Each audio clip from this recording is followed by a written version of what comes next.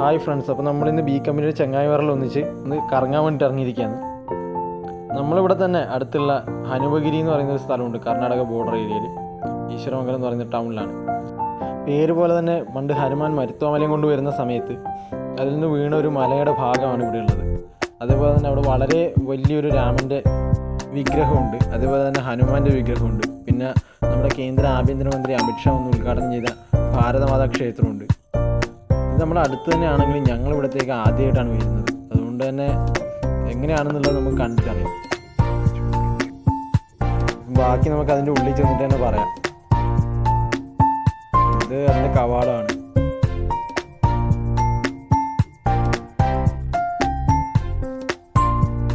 അപ്പോൾ നമ്മളിവിടെ എത്തി. ഇതാണ് അതിൻ്റെ എൻട്രൻസ്. വളരെ നല്ലൊരു രാമമന്ത്രത്താൽ മുഖരിതമായ ഒരു സ്ഥലമാണ്. വളരെ സമാധാനമായ ഒരു അന്തരീക്ഷമാണ്. ചുറ്റിലും നമുക്ക് രാമായണത്തിൻ്റെ കാര്യങ്ങളൊക്കെ കുത്തിവെച്ചിട്ടുള്ള നമുക്ക് മതിലൊക്കെ കാണാൻ പറ്റും. നല്ലൊരു പ്രകൃതി രമണീയമായ ഒരു സ്ഥലമാണ്. അപ്പം നമ്മളിവിടെ നിന്ന് ഇങ്ങനെ നടന്ന് കയറുന്നത് നമുക്ക് ആദ്യം കാണുന്നത് ഹനുമാൻ്റെ വിഗ്രഹമാണ്. ഹനുമാൻ്റെ ഒരു ക്ഷേത്രമാണ്. ഇവിടുത്തെ ഒരു ക്ഷേത്രത്തിൻ്റെ പ്രത്യേകത എന്താണെന്ന് വെച്ച് കഴിഞ്ഞാൽ, അത് നമ്മുടെ സാധാരണ ക്ഷേത്രം പോലെ ഈ വിഗ്രഹം ഏതെങ്കിലും ഒരു മുറിയുടെ ഉള്ളിലല്ല, ഫുൾ ഓപ്പണായിട്ട് നമുക്ക് കാണാൻ പറ്റും. വളരെ വലിയൊരു വിഗ്രഹമാണ്. നമ്മൾ അതിൻ്റെ അടുത്തേക്കാണ് പോയിക്കൊണ്ടിരിക്കുന്നത്.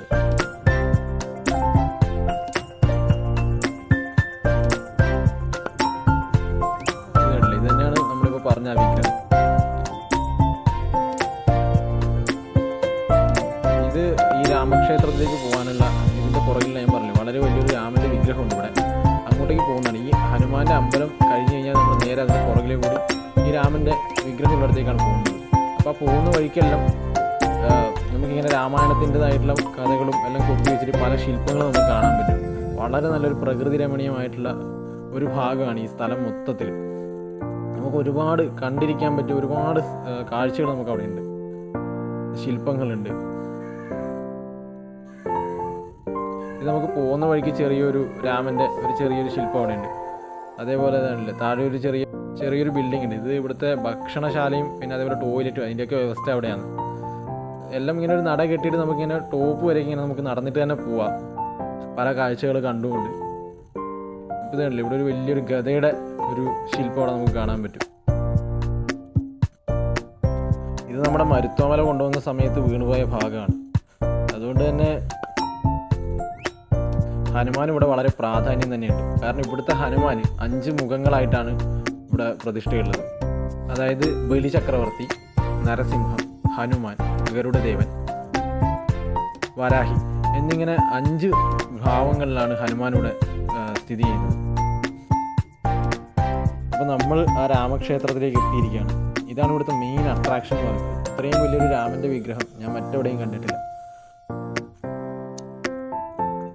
നമ്മൾ താഴെ ഹനുമാൻ്റെ ക്ഷേത്രം കണ്ടതുപോലെയാണ്, ഫുള്ള് ഓപ്പൺ ആണ് ഇവിടെ. അതായത് നമുക്ക് ചുറ്റുമതിലുകളോ അങ്ങനെയുള്ള യാതൊന്നും തന്നെയില്ല.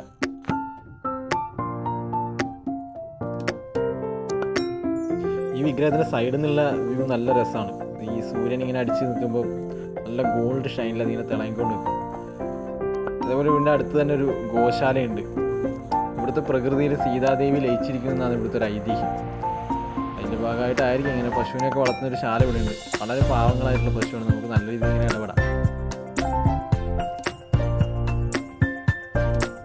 അപ്പോൾ ഇതാണ് നമ്മൾ പറഞ്ഞത്, കേന്ദ്ര ആഭ്യന്തരമന്ത്രി അമിത്ഷാ ഒന്ന് ഉദ്ഘാടനം ചെയ്തെന്ന് പറഞ്ഞ ആ സൈനിക സ്കൂൾ, അതിൻ്റെ അടുത്തുള്ള ഭാരതമാതാ ക്ഷേത്രം. നമ്മളാ മുമ്പിൽ കാണുന്ന അതാണ് ഭാരതമാതാ ക്ഷേത്രം.